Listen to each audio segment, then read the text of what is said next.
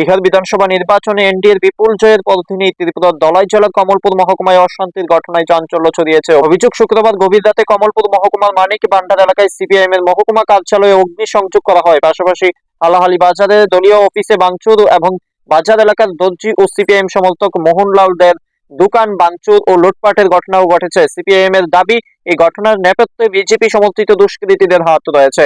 দলের পক্ষ থেকে জানানো হয়েছে, বিহারের নির্বাচনী ফলাফলের উল্লাসে কিছু রাজনৈতিক উদ্দেশ্য প্রণোদিত ব্যক্তি পরিকল্পিতভাবে দলীয় কার্যালয় ও কর্মীদের উপর হামলা চালিয়েছে। গতকাল 14 নভেম্বর বিহার বিধানসভা নির্বাচনের ফলাফল ঘোষিত হয়। বিহার বিধানসভা নির্বাচনে বিহারের শাসক গোষ্ঠী অর্থাৎ জেডিইউ এবং বিজেপি জোট এনডিএ বিপুল ভোটে তারা ক্ষমতায় প্রতিষ্ঠিত হওয়ার অবস্থান তৈরি হয়। এই জয়ের খবর আসার সঙ্গে সঙ্গেই কমলপুর মহকুমায় বিশেষ করে ব্যাপক চাঁদাবাজি শুরু হয় এবং মানিক ভান্ডারের একজন ক্ষুদ্র ব্যবসায়ী টেইলার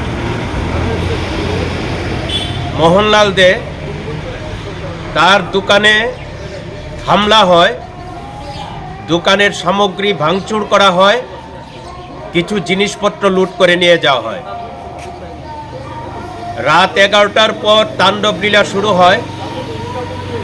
মানিক ভান্ডার সিপিএম মহকুমা দপ্তর অগ্নিসংযোগ হয়। এই মহকুমা দপ্তর প্রায় 9 বার বিজেপি দুর্বৃত্তরা আগুন দিয়েছে, ভাঙচুর করেছে, বিভিন্ন গুরুত্বপূর্ণ সামগ্রী লুট করে নিয়েছে। গতকাল আবার এই অফিসটাকে আগুন দিয়ে অফিসের বিভিন্ন সামগ্রী নষ্ট করে দেয়। এই অফিসটাকে জনগণের সহযোগিতায় কিছুটা মেরামত করে আমরা আবার কাজ শুরু করেছিলাম। তেমনি হালহালি সিপিআইএম অঞ্চল কমিটির অফিস, এই অফিসেও একাধিকবার অগ্নিসংযোগ আক্রমণ সংঘটিত হয়েছে। জনগণের কাছ থেকে অর্থ সংগ্রহ করে এই অফিস মেরামত করে আবার রাজনৈতিক সাংগঠনিক কাজ এই অফিসকে ভিত্তি করে শুরু হয়। গতকাল এই অফিসে বিজেপি দুর্বৃত্তরা প্রবেশ করে অগ্নিসংযোগ করেন, চেয়ার টেবিল সহ বিভিন্ন সামগ্রী লুট করে নিয়ে যায় এবং ব্যাপক ক্ষতি হয়। আমরা এই ঘটনার তীব্র নিন্দা ধিক্কার জানাই। সিপিআইএম পার্টি জনগণের পার্টি, জনগণের কাছ থেকে অর্থ সংগ্রহ করে পার্টি অফিস তৈরি হয়, পার্টির প্রতিটা সামগ্রী ক্রয় করা হয় বা নির্মাণ করা হয়। এই যে ক্ষতি, এটা জনগণের উপর আঘাত। সিপিআইএম দুর্নীতির টাকা স্পর্শ করে না, কর্পোরেটের টাকা স্পর্শ করে না, ইলেকট্রাল বন্ডের টাকা স্পর্শ করে না।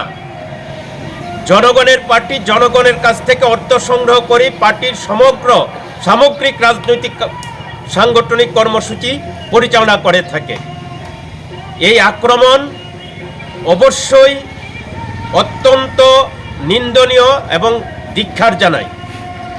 আমরা জনগণের কাছে আবেদন জানাবো, ত্রিপুরায় 7.5 বছরের বিজেপি জোট সরকার পরিচালিত হচ্ছে, গণতন্ত্র আক্রান্ত, স্বাভাবিক কাজকর্ম করা যায় না, কোনো ন্যায্য দাবির ভিত্তিতে আন্দোলন করতে গেলে আক্রান্ত হয়, রক্তাক্ত হয়, শহীদের মৃত্যুবরণ করেন। কাজেই গণতন্ত্র পুনরুদ্ধারের সংগ্রামে গোটা ত্রিপুরার মানুষ প্রস্তুত হচ্ছেন। আমাদের আবার প্রস্তুত হতে হবে, আরও শক্তিশালী হতে হবে। জনগণ গণতন্ত্র পুনরুদ্ধারের যে সংগ্রাম, তাকে শক্তিশালী করবার জন্যে এগিয়ে আসবেন এবং এই বিজেপির এই দুর্বৃত্তাপনা, তাদের যে ধ্বংসলীলা, অল্প কিছু মানুষ ভালো আছেন আর বৃহৎ অংশের মানুষ